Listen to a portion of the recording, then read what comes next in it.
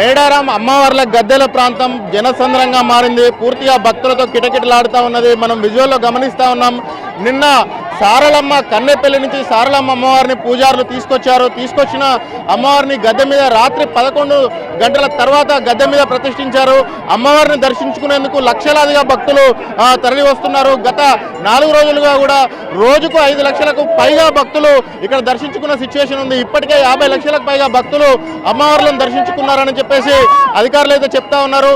ఇప్పుడు మనం ఒకసారి విజువల్లో గమనించవచ్చు. క్రౌడ్ ఎంత భారీగా ఉందో చూడొచ్చు. గద్దెల ప్రాంతం పూర్తిగా కిక్కిరిసిపోయింది. ఒక జనసంద్రంగా మారింది. ఇక్కడ ఈరోజు సాయంత్రం సమ్మక్కను చిలకలగుట్ట నుంచి సమ్మక్కను తీసుకొస్తారు. సమ్మక్క తీసుకొచ్చే సమయంలో ఎదుర్కోళ్ళు జరుగుతాయి. సమ్మక్కను తీసుకొచ్చిన తర్వాత సమ్మక్క ఆలయంలో ప్రత్యేక పూజలు చేసిన వడ్డేలు కానీ పూజారులు కానీ ఇక్కడికి గద్దెపైన ప్రతిష్ఠించారు. గద్దెపైన ప్రతిష్ఠించిన తర్వాత రేపు భక్తుల దర్శనార్థం భక్తుల కోసం మొక్కులు చెల్లించుకునేందుకు వీలుగా అమ్మవార్లు భక్తులకు గద్దెలపైన దర్శనం ఇస్తారు. మనతో పాటు కొంతమంది భక్తులు ఉన్నారు. వాళ్ళని మాట్లాడించే ప్రయత్నం చేద్దాం. బ్రదర్, ఎక్కడి నుంచి వచ్చారు? సిర్పూర్ కాగస్ నగర్. దర్శనం అయింది. ఎలా ఉన్నాయి ఏర్పాట్లు మంచిగానే ఉన్నాయి.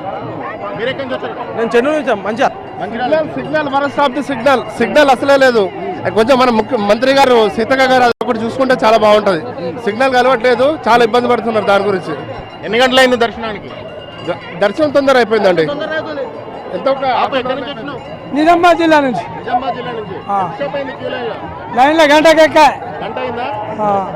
కొంచెం మెడల్ పెద్దగా లైన్లో పెడితే బాగుండేది. కొంచెం బాగా ఇరుకిరిగా అయ్యేసరికి మంది బాగా స్టక్ అవుతున్నారు. పాలన బాగుందండి. సీతక్క గారి పాలన బాగుంది. ఈసారి మంచిగా ఎగ్జామ్ చేశారు. చాలా బాగా అదృష్టం ఉంది. తల్లి అదృష్టం బాగుంది. సమాచార జాతర బెల్లంపల్లి మంచిర్యాల జిల్లా మాది. మంచిర్యాల జిల్లా 3-4 గంటలు అయింది. 4 గంటలు అయింది సార్. రంగరంగ వైభవంగా జరుగుతుంది సమాగ సార జాతర. అమ్మవార్ల దర్శనం కోసం భక్తులు పెద్ద ఎత్తున తరలి వస్తున్నారు. మొక్కులు చెల్లిస్తున్నారు. గద్దెలపైన బంగారాన్ని తాము కోరిన ఏవైతే మొక్కుకున్నారో ఆ మొక్కులను అన్ని చెల్లించేందుకు భక్తులు పెద్ద ఎత్తున క్యూ లైన్లో బారులు తీరారు. మరికొద్ది గంటల్లో మరో గద్దెపైన ఒక ప్రధాన ఘట్టం ఆవిష్కృతం కానున్నది.